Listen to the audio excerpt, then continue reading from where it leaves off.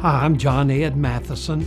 A little boy started going to church with his parents, and he noticed that when the preacher stood up just before he gave his sermon, he would bow his head and close his eyes, and there would be about 30 seconds of silence. And then he would open his eyes and he would start preaching. After observing that 3 or 4 times, the little boy met the preacher, and the preacher said, "I'm glad to have you in church, son."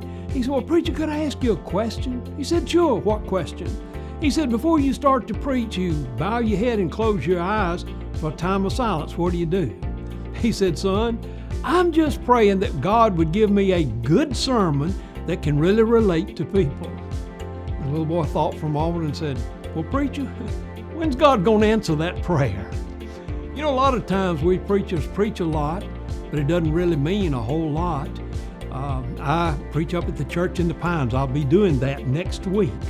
It's a great opportunity at Lake Martin. At the church in the Pines, I've been doing it for like 40-something years. And I asked the people, I said, "You keep inviting me every year." They said, "Well, we're going to invite you until you preach a good sermon."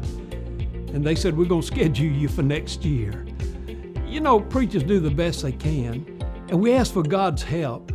And the best thing is when people will be open and receptive and listen and hear and make an application of the message. Hey, preachers are praying, people are praying, and God can answer those prayers.